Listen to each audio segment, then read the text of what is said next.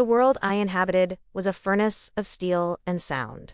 I stood deep within the belly of the USS Ronald Reagan, where the air was thick, metallic, and perpetually hovering above 100 degrees. The roar of the engines wasn't just noise. It was a physical presence, a constant, vibrating pressure that settled deep in my bones. I was an engineer, a lieutenant serving my country, and this environment, this relentless demand for precision, was where I excelled. I ran my gloved hand over the massive turbine housing, checking the thermal readings. Every gauge, every pressure line, had to be perfect. There was no room for error when you were powering a floating city across the Pacific. This discipline, this absolute focus on mechanics and structure, was something my grandfather, Robert Vance, had always admired. He used to say that the principles were the same, whether I was maintaining a nuclear reactor or laying the foundation for a skyscraper. It was all about integrity and knowing your materials. I was 8 months away from my separation date. 8 months until I traded the deafening hum of the carrier for the familiar, earthy smell of concrete and oil back home at Vance Construction. That company wasn't just a business. It was the legacy Grandpa built, and the destiny I had been preparing for since I was old enough to hold a blueprint. But as the days bled into weeks out here, thousands of miles from the California coast, a cold anxiety had begun to seep into my professional focus. It started subtly, creeping in during the rare, brief windows I had for satellite communication. My video calls with my father, Richard, had grown increasingly strained. They were no longer the easy, rambling conversations about baseball scores and construction bids.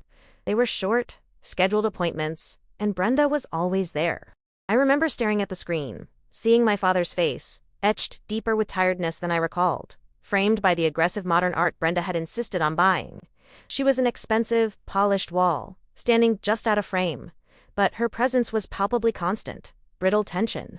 She would interject, correcting Dad's terminology or subtly steering the conversation away from the company's internal workings. I felt him slipping away, not just physically, but emotionally, isolated behind her perfect, predatory smile. Then there was Chad, Brenda's son. I caught glimpses of him in the background, always too comfortable, lounging in the leather chair that used to be mine, talking loudly on his phone about leveraging assets. He wasn't part of the family, and he certainly wasn't part of the business.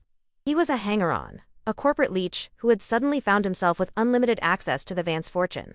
My unease deepened into a sharp, painful certainty. Brenda wasn't just managing Dad. She was managing the transition of his estate, and I was clearly not part of her plan. 2 months prior, I had sent a detailed 30-page document outlining my proposed transition plan for taking over the company leadership upon my return. It wasn't just a proposal. It was a commitment, backed by my naval engineering experience and my MBA. I had poured my heart into it, proving that my time away had made me sharper, not softer. The response I received wasn't from Dad. It was a curt, single-paragraph email filtered through Brenda's newly hired executive assistant, stating that Richard was too busy restructuring the firm to review outside proposals. Outside proposals. The sting of that phrase was immediate and brutal. I wasn't an outsider. I was Eleanor Vance, the heir apparent, the granddaughter of the founder. That email was the first unmistakable sign that I was being intentionally excluded, deliberately sidelined. I felt the first sharp stab of panic that perhaps my commitment to service had been interpreted as an abandonment of my birthright. I pushed the fear down, compartmentalized it, the way the Navy taught me to handle high-stress situations. I focused on the engine room, on the here and now, counting the days until I could physically fly back and challenge whatever hostile environment Brenda was creating. That focus shattered on a Tuesday afternoon. The heat was oppressive, the noise, a deafening symphony of machinery. When the red warning light above my station flashed twice, I instinctively reached for the emergency shutoff, thinking it was a pressure anomaly. Then, the intercom crackled, cutting through the din with surprising clarity. Lieutenant Vance. Report to Captain Davies' ready room immediately. Repeat, immediately. I felt the blood drain from my face. My commanding officer, Captain Davies, was a man who respected the chain of command and the complexity of my work. He never pulled anyone off shift unless the situation was catastrophic. I handed control to Petty Officer Chen, stripped off my gloves, and climbed the ladder out of the engine room's metallic heat, my heart hammering against my ribs. The walk across the deck, usually a routine chore, felt endless. The sunlight was blinding after the dark confines below. I tried to mentally run through every possible scenario. A major equipment failure, a security breach, a classified mission change. None of them felt right. My gut screamed that this was personal. This was about home. Captain Davies's ready room was quiet, sterile, and cold, a jarring contrast to the heat I had just left. The captain was standing behind his desk, not sitting, which was unusual. He was a man carved from granite, rarely showing emotion. But his expression now was grim, his eyes heavy with unwelcome sympathy. "At ease, Lieutenant," he said, his voice low. He didn't offer a chair. I stood rigidly at attention. "Sir?" He didn't mince words. "Vance, I have terrible news from the States. Your father, Richard Vance, suffered a massive heart attack earlier this morning. He passed quickly." The world tilted. It wasn't a dizzy spell. It was a physical shift in reality. The floor under my boots seemed to drop away. The sound of the carrier, the distant roar of jets taking off, the metallic clanging of equipment all faded into a dull, distant echo. I heard the words, but my brain refused to process the meaning. Asterisk, massive heart attack. Passed quickly, asterisk, my father. Gone. I hadn't seen him in person in 18 months. The last time I saw him, he had hugged me tightly, smelling of pipe tobacco and Old Spice, telling me how proud he was of my service, but how much he missed me. Now, that man, the man who taught me how to read a compass and pour a perfect concrete slab, was a memory thousands of miles away. "Sir," I managed, the word catching in my throat. "I need to go home. Now. We are arranging emergency leave immediately." Lieutenant Davies confirmed, picking up a stack of forms. "We're rerouting you via Okinawa to the mainland. It will be agonizingly slow, I know, but it's the fastest we can manage." Agonizingly slow. I felt the distance not just as geography, but as a physical, torturous barrier. While I was trapped on this ship, fighting bureaucracy and red tape for a seat on a cargo plane, Brenda would be moving. I knew her well enough to understand that grief was a weakness she would exploit, and distance was her ultimate weapon. The frantic hours that followed were a blur of paperwork, hushed calls to the States, and the crushing realization that I was already too late. I learned from my father's longtime secretary, a kind woman who sounded like she was crying, that the funeral arrangements were already being handled exclusively by Brenda. She said it was Richard's wish for a small, private service. The secretary whispered, fear evident in her voice. A private service? Without his only daughter. I realized with chilling clarity that Brenda wasn't just managing the estate. She was erasing my presence entirely. The isolation I had felt during the video calls was nothing compared to the complete excision she was enacting now. As I finally boarded the transport plane, leaving the loud, familiar safety of the Reagan for the cold, uncertain reality of home, I stared out the small window at the vast, indifferent ocean. I wasn't just grieving my father. I was fighting the crushing certainty that I was about to lose everything he had left behind. Brenda had the home, the lawyer, and the head start. The game was no longer about family. It was about survival. And I knew, with the cold precision of a naval officer, that I was coming home to a war. The sterile silence of the California afternoon was a physical assault after the controlled, deafening roar of the Reagan's engine room. I drove the rental car bland, anonymous sedan down the familiar, winding lane toward the estate, feeling as if I had landed on an alien planet. Everything was too quiet, too bright, too still. I had missed the funeral by 2 agonizing days. The emergency leave process had been a bureaucratic nightmare. The thousands of miles separating me from San Diego felt like a cruel, insurmountable joke played by fate. My father, Richard Vance, the man whose booming laughter defined my childhood, was gone, and I hadn't been there to say goodbye. That failure, that gaping hole of absence, felt heavier than any steel plate I had ever welded. When I finally pulled up the long, manicured driveway, I saw the signs of recent activity. A few parked luxury cars, not family vehicles, but those of hired help. The house, a sprawling monument of stone and glass that Grandpa Robert had built decades ago, looked immaculate, cold, and utterly unwelcoming. I walked through the massive oak front door, which was unlocked a small, jarring deviation from Dad's usual security protocol. I wasn't greeted by the scent of home or the comforting clutter of shared life, but by the faint, antiseptic smell of industrial cleaner and expensive floral arrangements that were already wilting. The main foyer was unnervingly empty. I heard the clinking of china in the dining room. I found 2 women, unfamiliar faces in black uniforms, carefully boxing up silver trays and linens. They looked at me, a woman in wrinkled travel clothes and navy issue boots, with vague suspicion. Excuse me, I said, my voice husky from lack of sleep and swallowed emotion. Where is everyone? One of the women gestured vaguely toward the back of the house. The reception concluded yesterday, ma'am. Mrs. Vance asked us to handle the cleanup. Asterisk, Mrs. Vance. Asterisk, Brenda. Not asterisk my asterisk mother. Not family. Just the woman who had replaced my mother 6 years ago and systematically erased every trace of her existence. I felt the first sharp pang of realization. The house was already being sanitized. I was a stranger here. I found Brenda in the sunroom, calmly reviewing invoices on a tablet. She was dressed in a sleek black silk dress that looked less like morning attire and more like a high-fashion statement. She hadn't aged a day since I last saw her on a strained video call 6 months prior.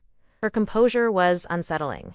She looked up, offering me a look of practiced, pitying concern that didn't reach her eyes. "Ellie, you made it," she said, her voice smooth and utterly devoid of warmth. She didn't stand up. She didn't offer a hug. I stood there, feeling the deep exhaustion of the 20-hour journey and the crushing weight of my grief. I missed him, I whispered, the admission catching in my throat. I missed the burial. Brenda sighed, a small, weary sound designed to convey her own immense suffering. Yes, well, Richard wanted to keep things simple, very private. Just immediate family. We had a small graveside service 2 days ago. Asterisk, immediate family. Asterisk, the words were a knife. I was his only child, his flesh and blood, yet she had defined the circle of mourning, to exclude me. She had used my deployment, my duty, as a shield to deny me the final, necessary ritual of goodbye.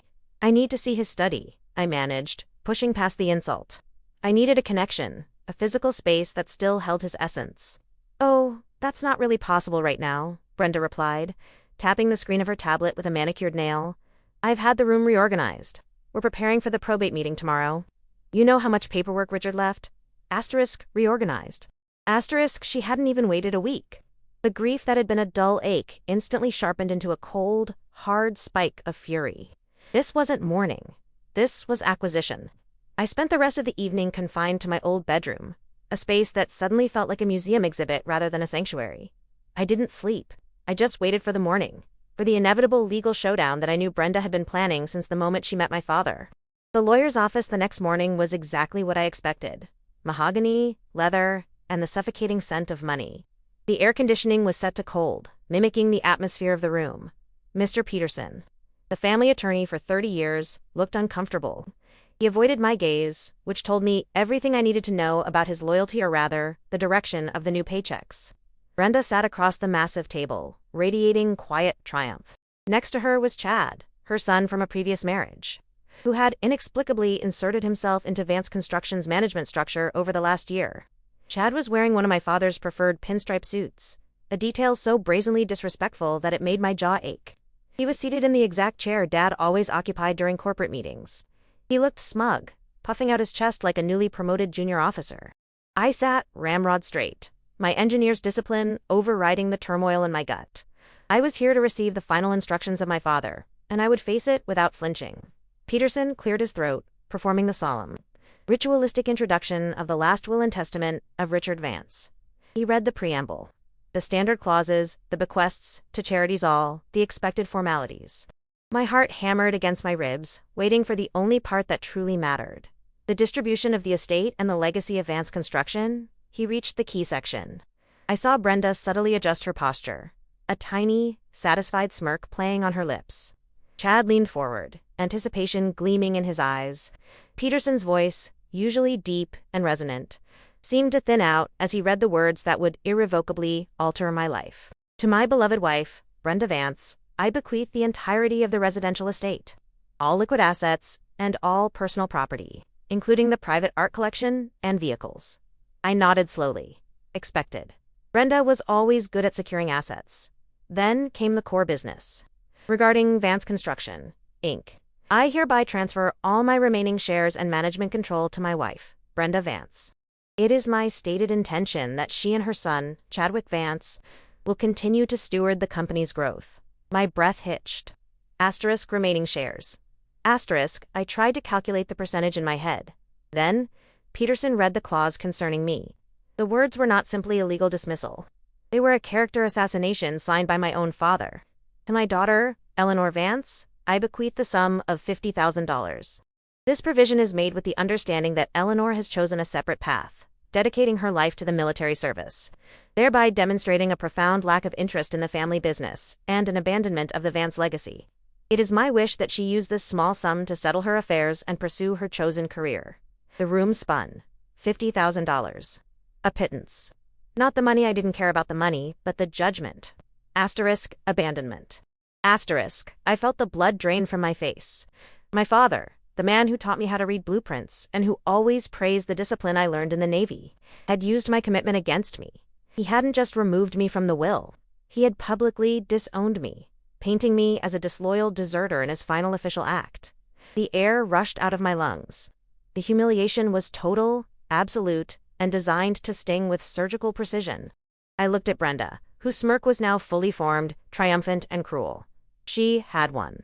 She had isolated him, convinced him I had chosen the Navy over him, and manipulated his final documents to ensure my complete exclusion. I felt a scorching heat rise from my chest, consuming the initial shock and grief. I would not cry here. I would not give them the satisfaction of seeing me break under the weight of this betrayal. I locked my eyes on the lawyer, ensuring my face remained a mask of stone. Peterson finished quickly, visibly eager to conclude the uncomfortable formality. Before I could even process the logistics of the paltry sum, Chad cleared his throat, standing up and placing his hands flat on the polished table. He wore the suit, he sat in the chair, and now he was speaking with an authority he hadn't earned. "Ellie," he began, using a patronizing tone that made me want to physically reach across the table and shake him. "As the newly appointed acting CEO of Vance Construction, I have to address your presence at the estate." I watched him, every muscle tense. "Given your recent disruptive outsider status, and the clear intent of Richard's final wishes that you pursue your naval career, we need to ensure a clean transition. You are no longer welcome to reside at the Vance estate. I'm giving you exactly 1 week to vacate the premises and remove your belongings. After that, we will consider any lingering items abandoned property. The eviction notice? Immediate cold, and utterly lacking in human decency." They hadn't just stripped me of my inheritance. They had stripped me of my home, my family history, and my right to mourn my father in peace. The silence that followed was heavy, broken only by the hum of the air conditioning. Brenda watched me, waiting for the explosion, the tears, the desperate plea, but I didn't explode. I didn't beg.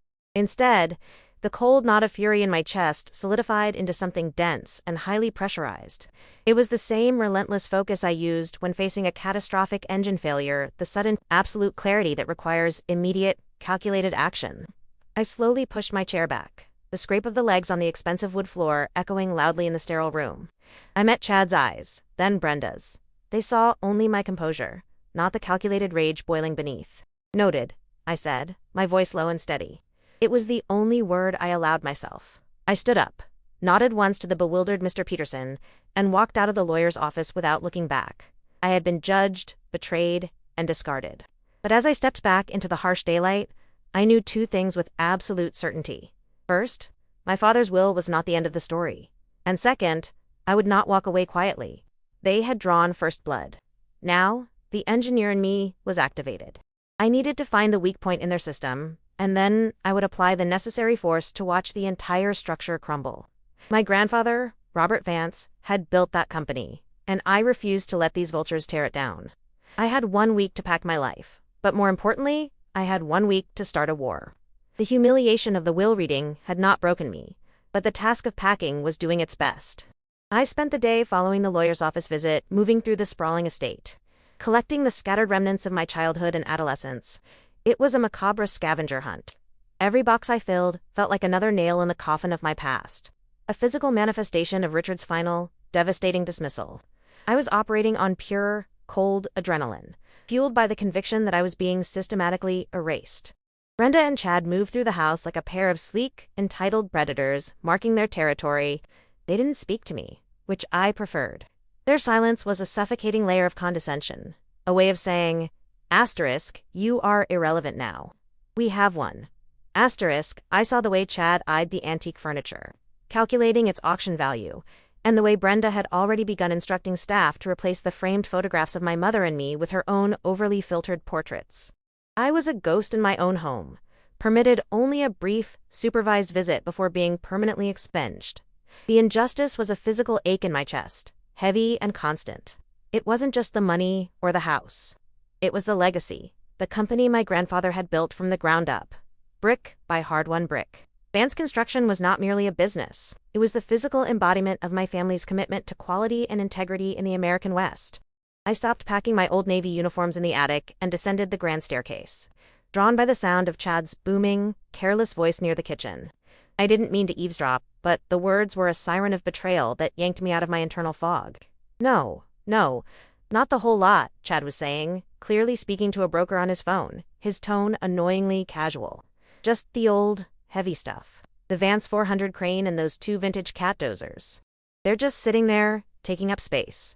We'll liquidate that capital immediately, get something sleek and financed. Yeah, just tell them it's part of the restructuring. Richard always meant to upgrade. My blood ran cold. The Vance 400, that massive crane, wasn't just old, heavy stuff. It was the centerpiece of the yard, the machine my grandfather had personally selected when he won the first major municipal contract back in the 60s. I had spent childhood weekends wiping the grease from its treads, listening to Grandpa Robert tell me stories about how that crane had lifted the steel beams for the new city library. It was history. It was the soul of the company. Chad's flippant suggestion to liquidate it to turn history into disposable cash for his immediate gratification was the final, unforgivable insult. They didn't just want the company. They wanted to strip it bare and leave nothing but a hollow shell. They cared nothing for the legacy. My grief evaporated, replaced by a cold, white-hot fury that focused my mind instantly. The engineer took over. I needed to move with precision and purpose. I couldn't fight them over the house or Dad's misguided will. That was a legal quagmire they had prepared. I had to hit them where they were exposed. I needed the company, and I needed proof that my grandfather, the true architect of Vance Construction, had anticipated this moment. I bypassed my father's modern Stedia sterile, glass and steel cube that Brenda had already filled with expensive, meaningless gadgets. That room held no answers, only the recent, painful memory of a man who had allowed himself to be isolated and manipulated. Instead, I sought refuge in the quiet, forgotten corner of the house, my late grandfather Robert's private office. The room hit me with a powerful wave of nostalgia. It was a sanctuary of mahogany, leather, and dust motes dancing in the single shaft of afternoon light. It smelled exactly as I remembered. Old paper, dried ink, and the faintest lingering scent of the pipe tobacco Grandpa had quit 20 years ago. Everything here was solid, built to last. The shelves were lined with leather-bound engineering texts and framed photos of bridges and skyscrapers that Vance Construction had erected. I walked slowly to the center of the room, my hand trailing over the dark, heavy mahogany desk. This was where Grandpa had taught me to read blueprints, where he'd given me my first pocket knife, and where he'd patiently explained the difference between a foundation and a facade. He was the foundation of my life, the person who understood my need for structure, my deep, intrinsic connection to the mechanical world. Asterisk, he wouldn't have left me unprotected. Asterisk, the thought was a certainty, a bedrock truth I clung to amidst the shifting sands of betrayal. Robert Vance was a man who planned decades ahead. He built for permanence. He didn't trust easily, especially after witnessing the early instability of my father's first marriage. I sat in his worn leather chair, the leather creaking slightly under my weight, and looked around the room with fresh eyes, searching not for sentiment, but for a mechanism. I recalled a story he used to tell me, a favorite bedtime tale. Not about knights or dragons, but about a clever engineer who hid a map to his greatest treasure. The treasure wasn't gold. He'd always wink. It was asterisk knowledge, asterisk. I remembered him tapping a specific spot on the wall, paneling behind the desk, whenever he was deep in thought. It wasn't a nervous habit. It was a physical focus point. I rose and moved behind the desk, running my fingers along the smooth, cold surface of the paneled wall. The wood was rich and flawless, but my Navy training had honed my sensitivity to texture and slight variations in temperature and pressure. I worked methodically, centimeter by centimeter, searching for the faintest seam or difference in depth. Behind a heavy, brass-hinged section of the built-in bookshelf, I found it. The hinge itself felt slightly stiffer than the others. I pressed gently, testing the structure. Nothing. I pressed harder, using the precise, directed force I used to calibrate engine valves. Still nothing. Then, I remembered the story again. Asterisk, the engineer didn't use force. He used the key of memory. Asterisk, Grandpa Robert's birthday was January 15th. I remembered him laughing one year when I was small. showing me how he'd hidden a birthday gift from my grandmother involved pushing the hinge asterisk in asterisk and then sliding it asterisk up asterisk. I repeated the motion. In, then up. There was a faint, almost imperceptible click, the sound of tumblers falling into place, muffled by decades of dust. A section of the paneling, about a foot square, slid inward silently, revealing a small, dark recess lined with deep purple velvet. My breath hitched. My heart, which had been beating a steady, professional rhythm, hammered against my ribs. It was there. A single, large, heavy envelope, sealed with a thick, crimson wax stamp, bearing the Vance family Cresta stylized crane. The handwriting on the envelope was Robert Vance's distinct, elegant script. Asterisk for Eleanor. Upon my death, to be opened privately.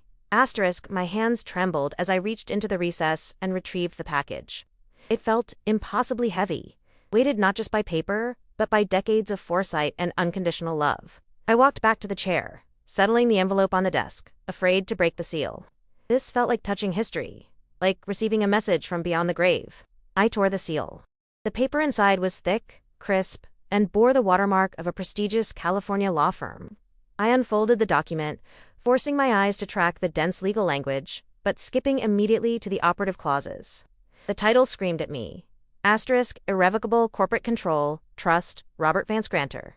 Asterisk, I scanned the legalese, my mind translating the complexity into cold, hard facts.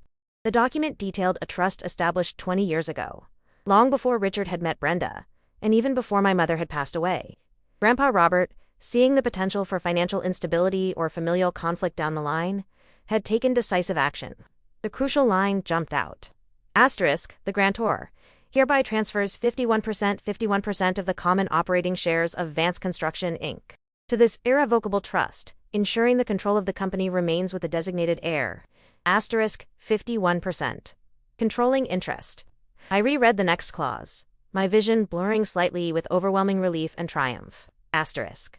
The trust shall remain dormant until the earlier of the grantor's death or the grantor's son, Richard Vance, relinquishing active management. Upon the death of the said Richard Vance, the trust shall immediately vest in the beneficiary, Eleanor Vance, provided she has attained the age of 30 years, regardless of any subsequent testamentary disposition made by Richard Vance. Asterisk, I stopped breathing. 30 years, I was 31. It was absolute. It was ironclad. It was the legal equivalent of a tactical nuclear strike. Richard had never owned the controlling interest of the company. Grandpa Robert had stripped him of that power 2 decades ago, anticipating exactly the kind of weakness that allowed Brenda and Chad to swoop in. Richard had only ever controlled his minority stake, the remaining 49%, which he could legally bequeath to Brenda. But the company itself, the mechanism of control, was already mine. The realization hit me with the force of a tidal wave.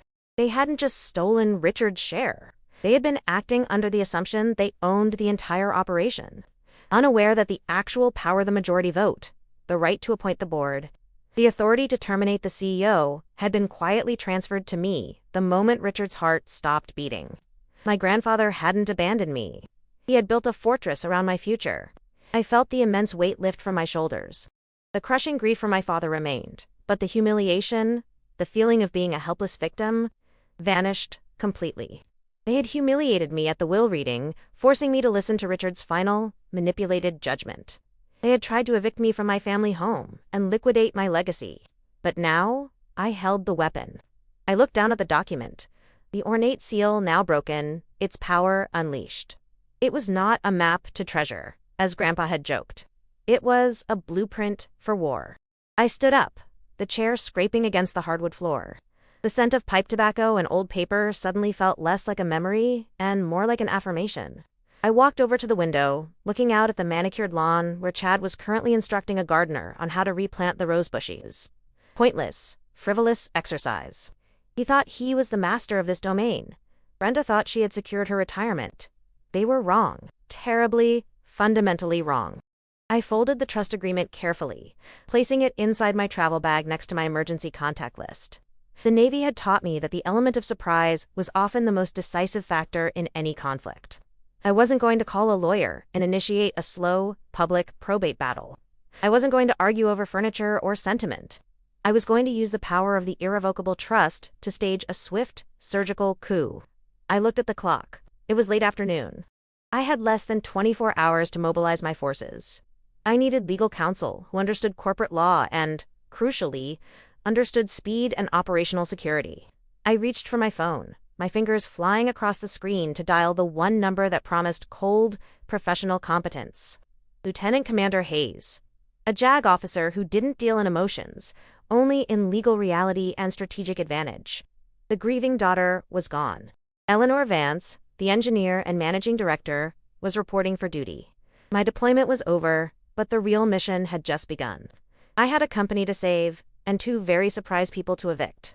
The heavy, ornate seal of the trust document felt cool and solid in my palm, a tangible anchor in the swirling chaos of the last week.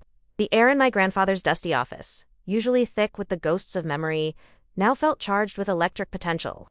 I had found the weapon. Now, I needed the strategist to aim it.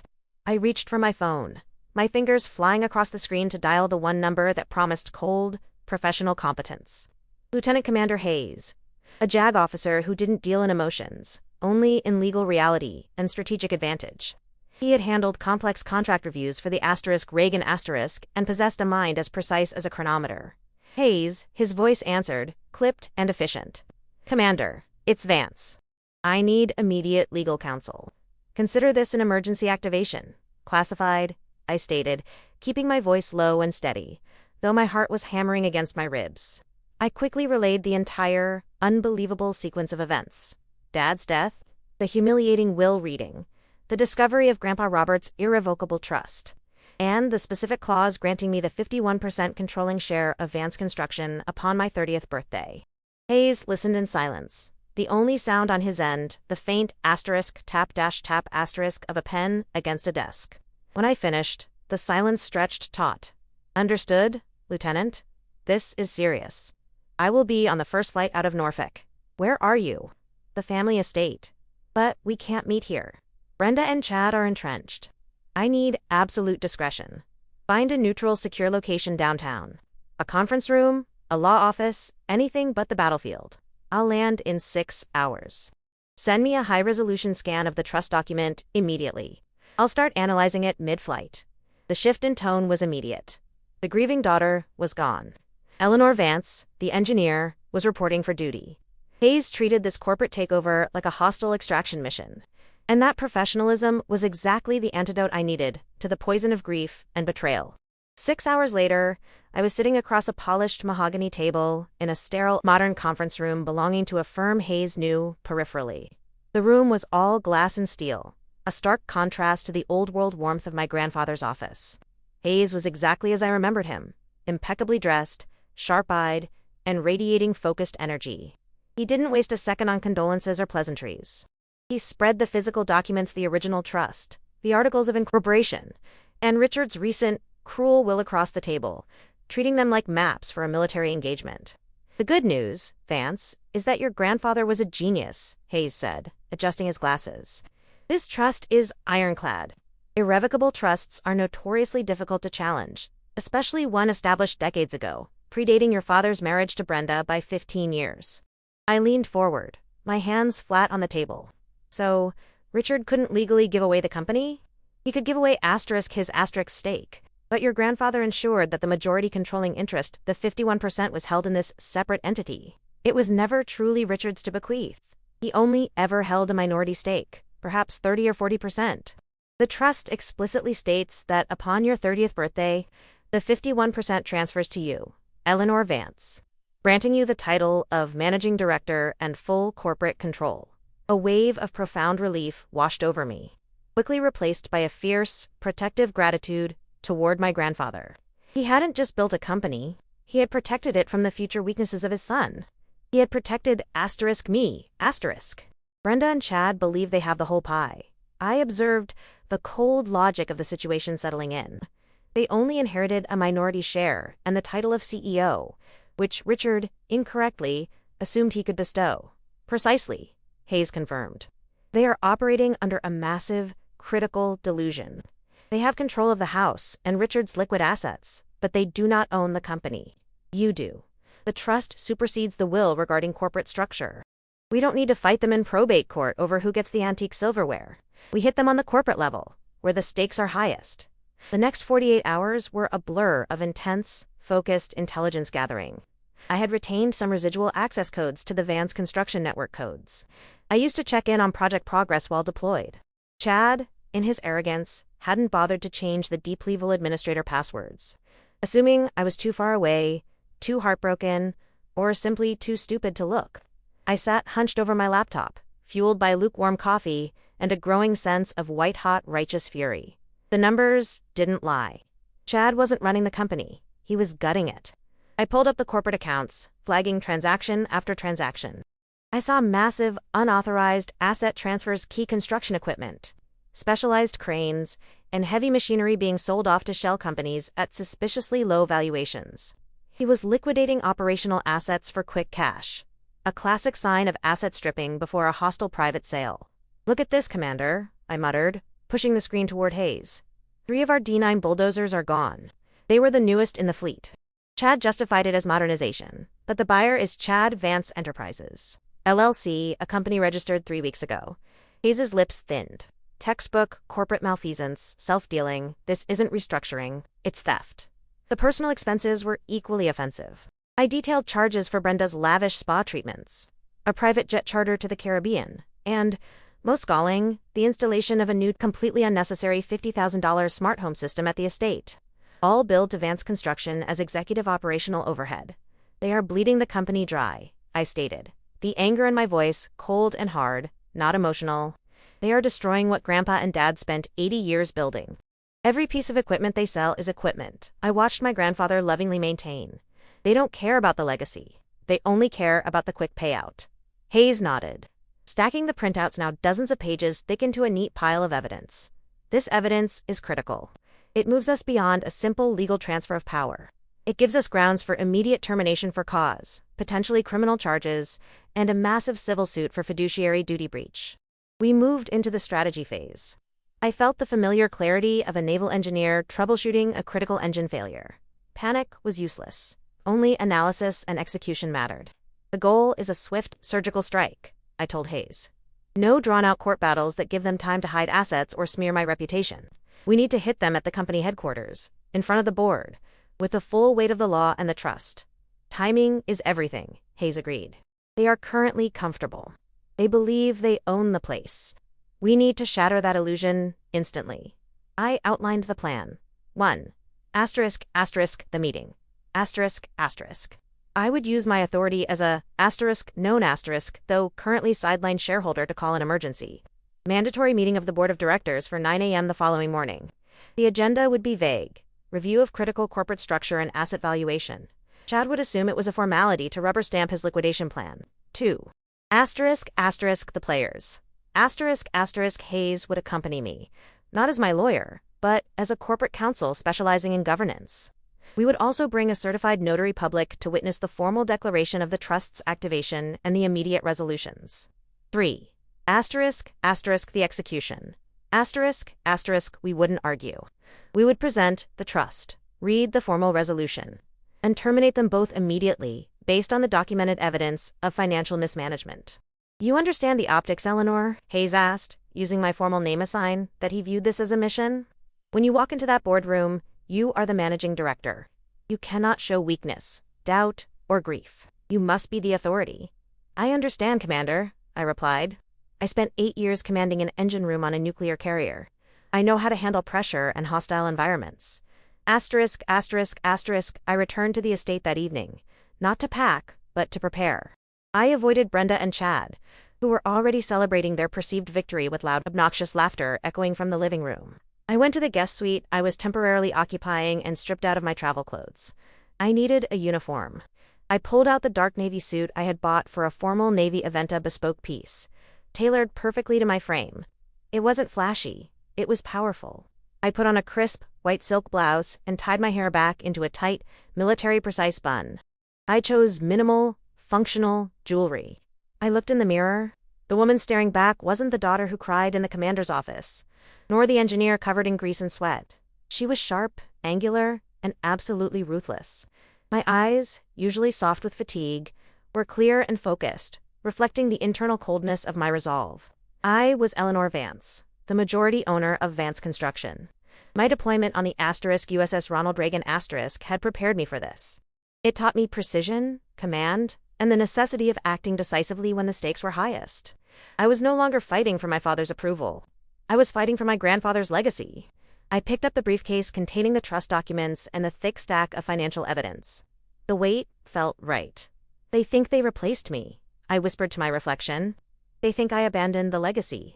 They are about to learn the difference between a temporary absence and a strategic withdrawal. The game was over. Tomorrow, I would mobilize the fleet and reclaim my rightful command. The suit felt like a uniform. Not the heavy flame-retardant coveralls of the engine room, nor the crisp, starched naval whites I wore on deck, but a tailored charcoal gray sheath that demanded respect. I stood straighter in it, the fabric a barrier between the raw grief I still carried and the calculated, lethal precision I needed to execute my mission. Lieutenant Commander Hayes was waiting for me in the lobby of the adjacent building. His demeanor a perfect blend of JAG professionalism and controlled anticipation. "Ready to drop anchor, Eleanor?" he asked, his voice low and steady. I adjusted the cufflink, a small silver piece my grandfather had given me, and met his gaze. "The fleet is mobilized, Commander. We execute the maneuver flawlessly. No deviation from the flight plan." We crossed the street to the Vance Construction headquarters. The building was a towering monument to Robert Vance's vision, steel and glass, reaching for the California sky. I hadn't been here in nearly a year, not since my last shore leave, and the subtle changes were immediately apparent. A gaudy, oversized fountain had been installed in the lobby, a tasteless addition that screamed new money, bad taste. Chad's influence, no doubt.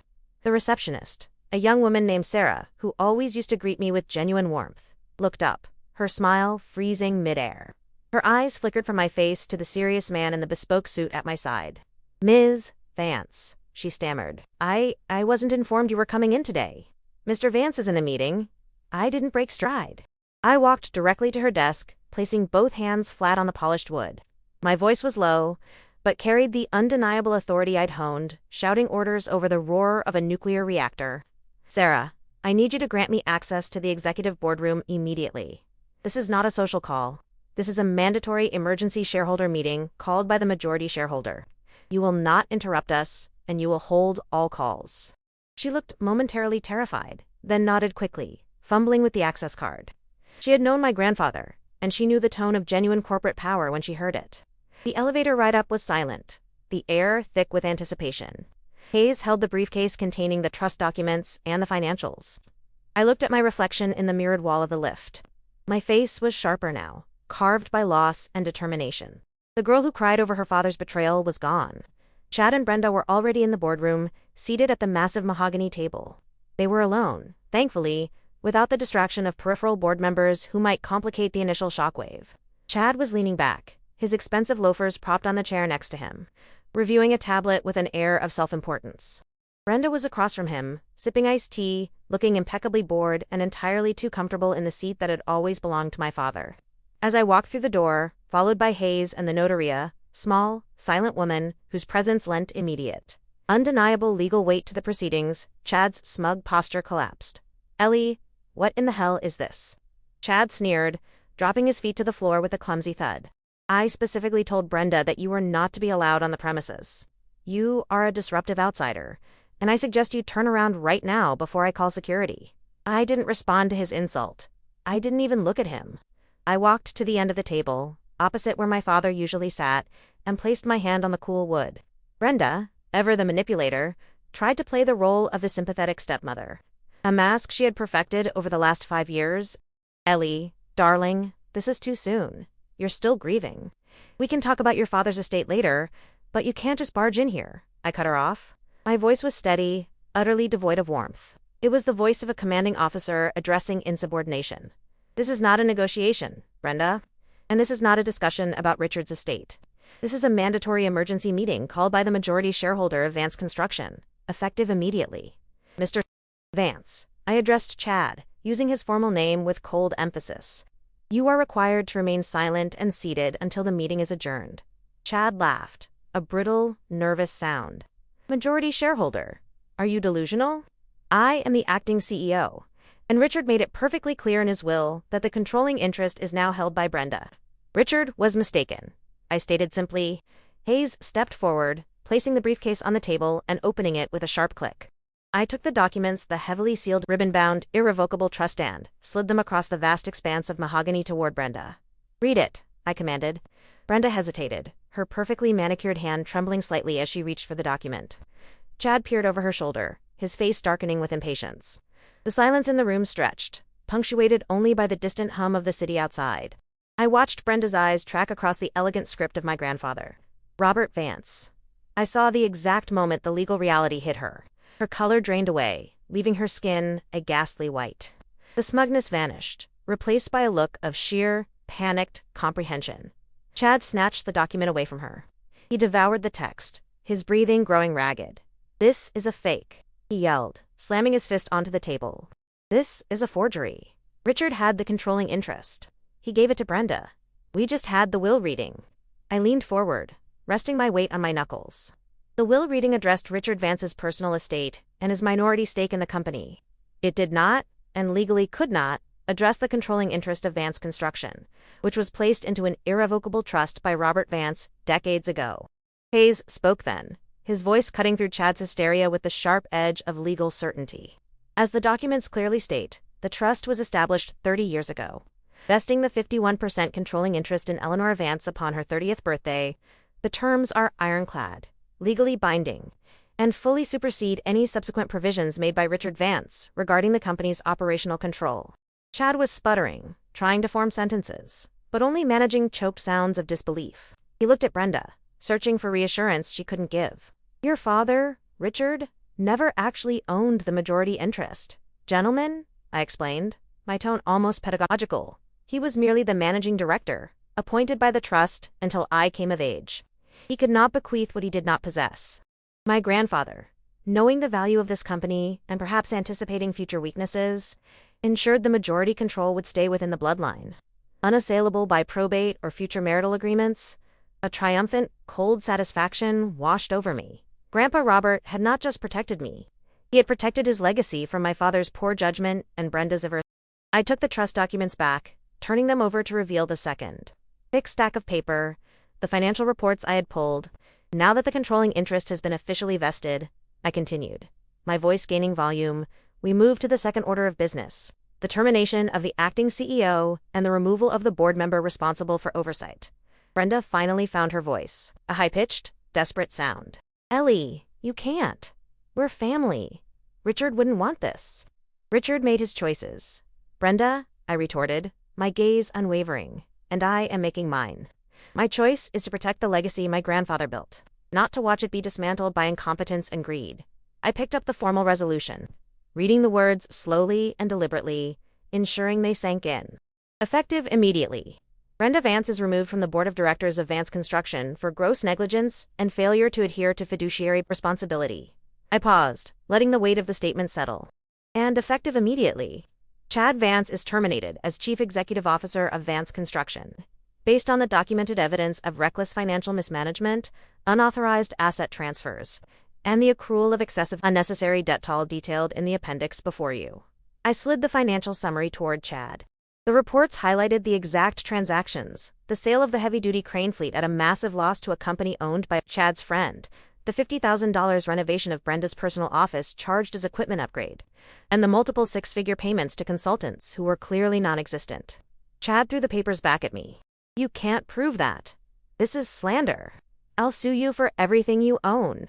"You will sue the majority shareholder of the company you just defrauded," I countered, raising an eyebrow. "Commander Hayes is here to ensure the transition is smooth and legal. The notary is here to certify the immediate filing of these resolutions with the Secretary of State. Your access codes have already been deactivated. Chad, your termination is effective *. Now, *. I nodded toward the door. Two large, discreet security officers, whom Hayes had arranged to be stationed outside, entered the room. They were silent, professional, and utterly intimidating. Brenda stood up, knocking her chair backward with a clatter. Her composure finally shattered. The mask of the grieving widow, the sympathetic stepmother, the elegant socialite, all fell away, revealing the raw, ugly fury underneath. "You ungrateful little bitch," she shrieked, pointing a trembling finger at me. "You think you can just walk in here after abandoning your father? He hated the military. He hated that you chose that life over him. He wanted you gone. The words were meant to wound, to break my control. And for a fleeting second, the pain of my father's final rejection threatened to overwhelm me. But I had faced down far worse pressure in the engine room of the Reagan. I held the line. My father made his choices, I repeated, my voice ice cold. And I have made mine. Security, please escort Ms. Vance and Mr. Vance from the premises. They are no longer employees or directors of Vance Construction. Ensure they take nothing but personal effects. Any company property found in their possession is subject to immediate legal review. Chad was dragged out, still shouting obscenities about lawyers and revenge. Brenda tried to maintain some dignity, snatching up her purse, but her face was blotchy, her eyes wild with defeated rage. She paused at the door, turning back to me one last time. You won't last, Eleanor, she spat. You have no idea what it takes to run this company. You're just a sailor playing dress-up. I met her glare, a small, genuine smile, finally touching my lips. I run a nuclear reactor, Brenda. I manage a crew of 50 engineers in conditions that would make you faint. This is just heavy machinery and concrete. I think I'll manage. The door clicked shut behind them. The silence that followed was profound. It wasn't the silence of grief or fear. It was the quiet, satisfying calm after the storm has passed and the wreckage has been cleared. Hayes gathered his papers, a look of profound respect on his face. That was surgical, Eleanor, he murmured. A perfect execution. My grandfather was the brilliant one. Commander, I replied, feeling the tension finally begin to ease from my shoulders. I just followed his blueprint. Hayes left me then, needing to file the documents immediately. I was finally alone in the massive room. I walked the length of the table, my footsteps echoing on the polished floor. I stopped at the head of the table, the seat that had been my father's, and before that, my grandfather's. It was a heavy, leather-bound chair, slightly worn along the armrests, where Robert Vance had gripped it during countless meetings. I didn't sit immediately. I ran my hand over the worn leather, feeling the ghost of my grandfather's presence, a steady, anchoring force that had protected me even from the grave. He knew. He had always known. He had seen Richard's weaknesses and had built a fortress around the company, ensuring that the legacy would only fall to someone who understood discipline, commitment, and hard work. I pushed the chair back and sat down. From this vantage point, the window offered a panoramic view of the city. I could see the steel skeletons of New Resist, the deep concrete foundation of the new stadium projects my family had built, projects that defined the skyline. I was no longer the abandoned daughter, trying desperately to earn a final word of approval from a man who had already cast me aside. I was Eleanor Vance, the managing director, the owner, the person responsible for every single nut, bolt, and contract of this enterprise. I took a deep, cleansing breath, smelling the faint scent of old leather and new ambition. My deployment was over. My true service had just begun. I looked out at the vast, complex city I now commanded. Welcome home, Ellie, I whispered,